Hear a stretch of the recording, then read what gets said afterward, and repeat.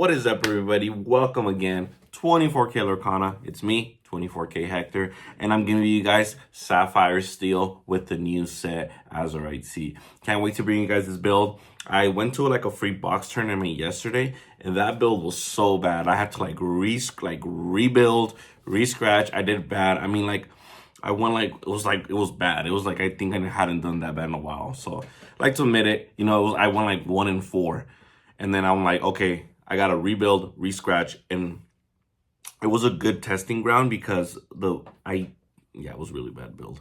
I took out everything that didn't feel good. I added some stuff in. I went better with curve, but also you guys are gonna see this Sapphire Steel build is a little differently than what you guys are used to coming from me.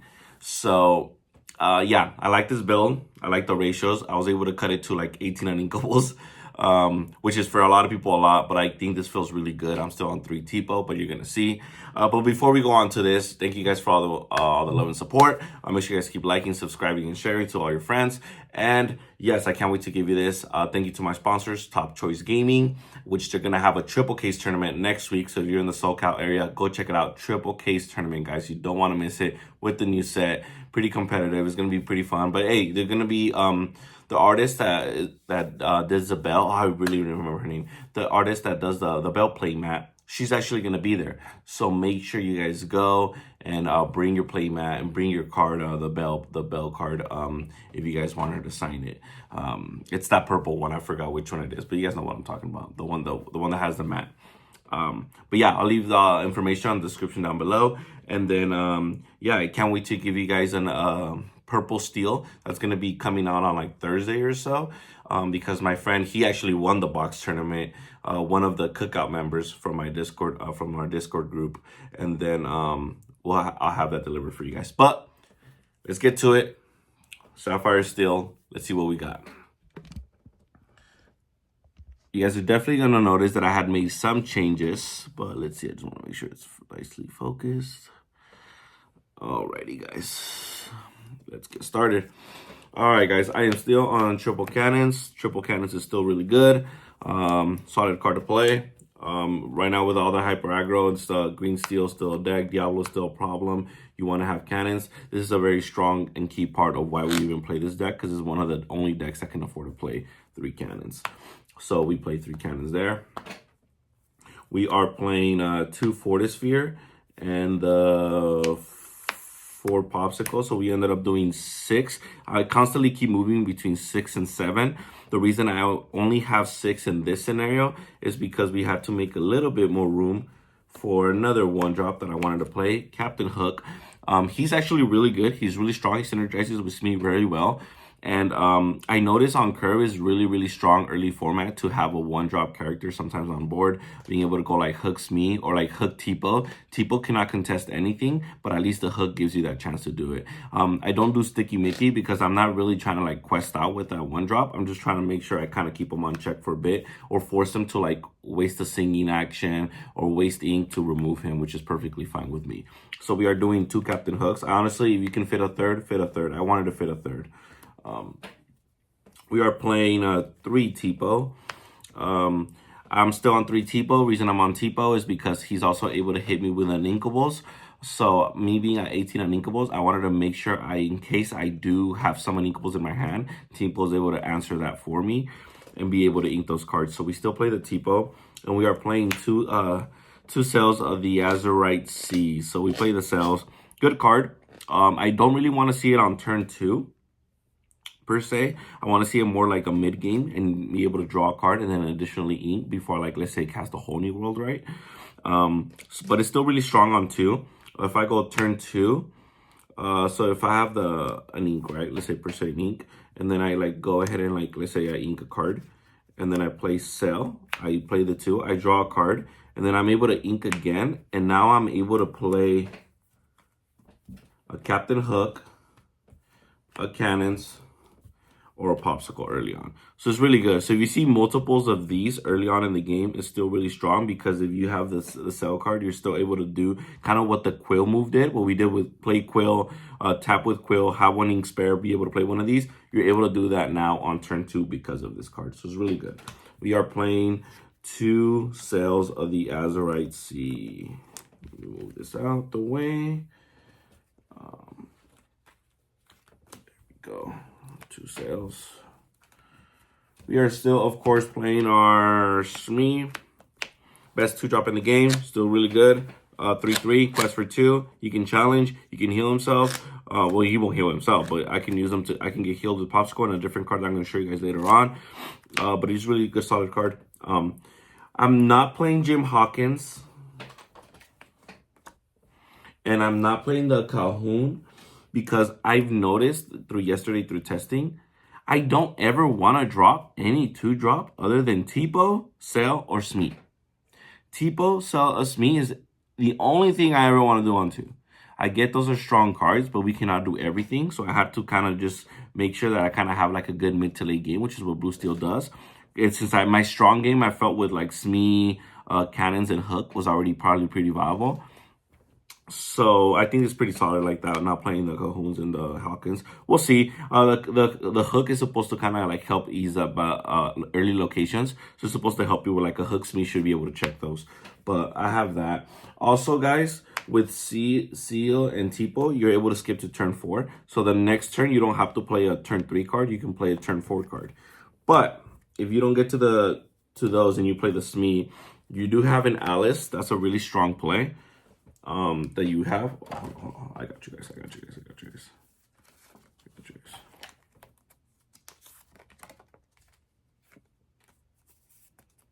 Sheesh, we got a foil. Okay, I forgot I got a foil. All right, so we're able to play the Alice. Strong card. You play it. It has ward. It's gonna stay there. A quest for 2, and then you give another card ward, and a quest for another one. So you drop this, and then the next turn you're able to like quest for 2. Give him ward, quest for 3. It's really strong. Another play that you can do with this is if you have the turn 3 Alice, turn 4 Hiram, you're able to quest with Alice, give Hiram ward, and it doesn't matter about the extra lore, but you gave him ward, so now he's guaranteed to not get brawled, and he's guaranteed to give you 4 cards off the bat. So I think Alice is very strong and a very good card in this format. So I definitely wanted to make room for 2 of her in this. You're going to notice a lot. I used to have a lot of 3-ups, but I have a lot of 2s in this build. And it feels good. When you have a whole new world deck and you have like stuff like Pawpsicles and you're able to kind of dig, and now you have Sail to also dig through the draw, you should be perfectly okay. So we should have the 2 Alice there, and then we have we playing 3 Pete still. Pete strong. We'll see if the format demands a 4th. For right now, you kind of 3 seems perfectly fine. I don't really want to play it early game. I guess unless it's in some specific decks, but I think 3 is a perfectly healthy ratio for Pete.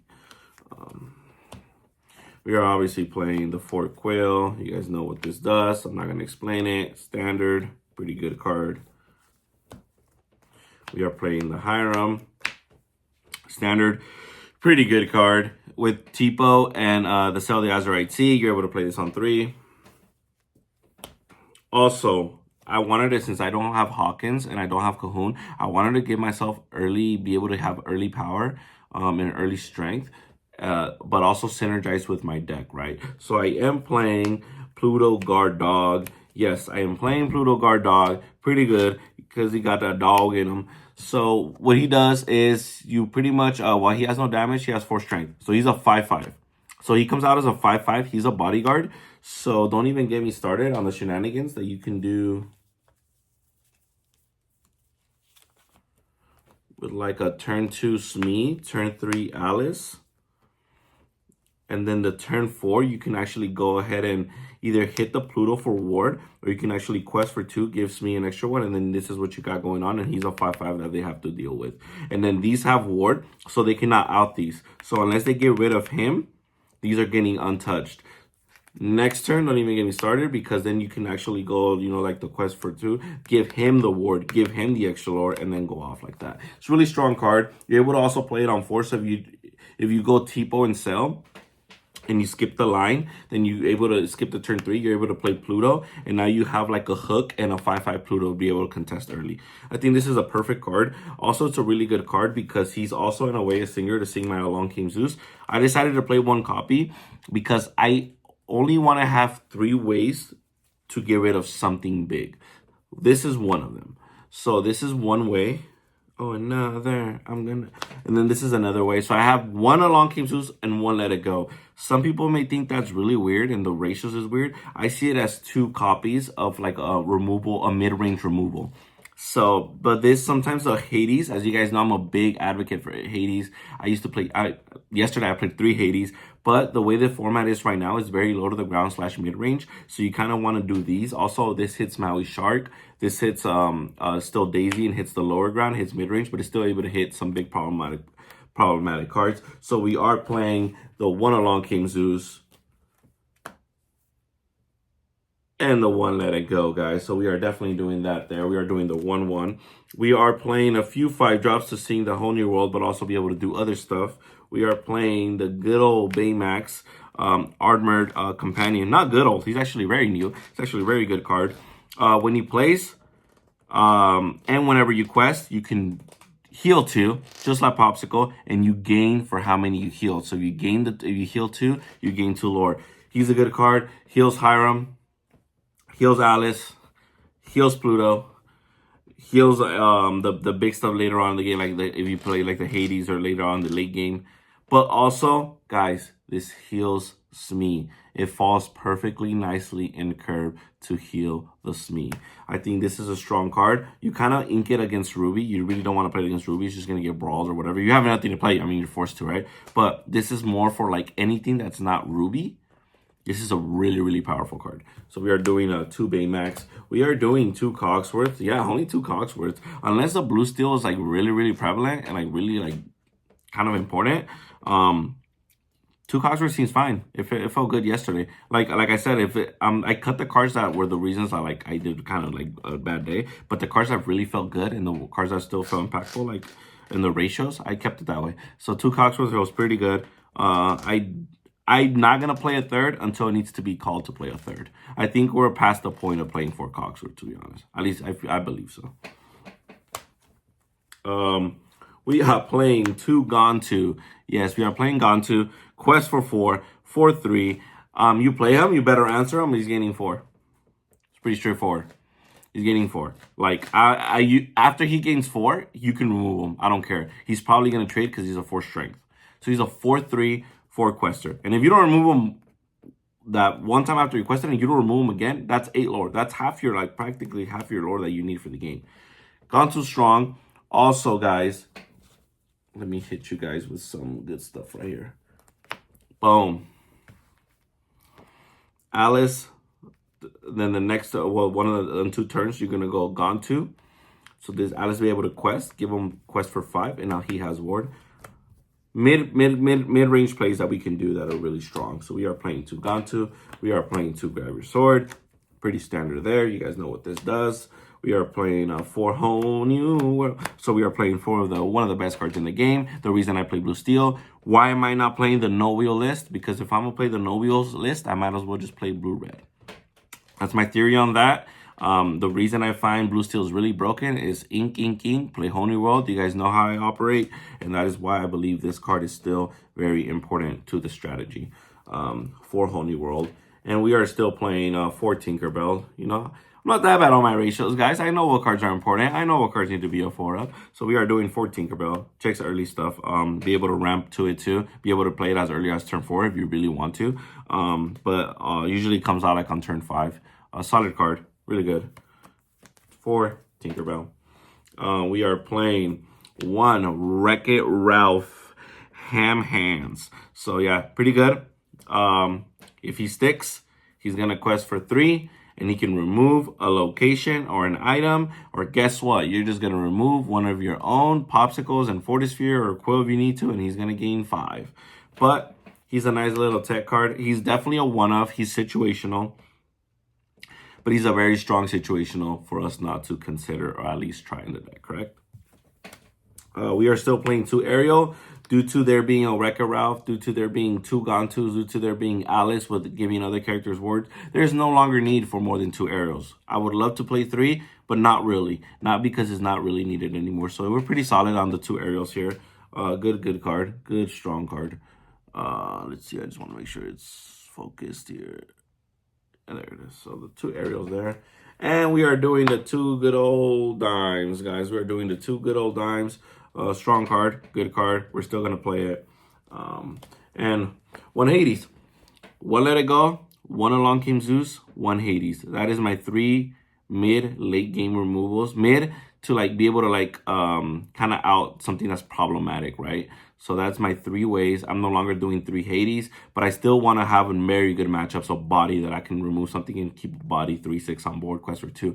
Still really strong card. So I wanted to bury the 3 options because along came Zeus. Maybe you have to do it early on, but now you have Pluto to be able to sing it, which is I highly had to consider that. And then you have I think we have like 6, 7, 5 drops to be able to sing the Let It Go and be able to get rid of some stuff that we need to take care of. But yeah, that is my card. That is a 60 card list. That is 18 card unlinkable deck with 3 Tipos and 4 Quills. I think it's very solid. I think it's very strong. I hope you guys like it. Make sure you guys hit me up for anything. You guys need coaching on Sapphire Steel or on decks that I can probably coach. Hit me up. I also do that. The description will be down below for my Discord for that. Thank you guys so much, and I catch you guys on to the next one.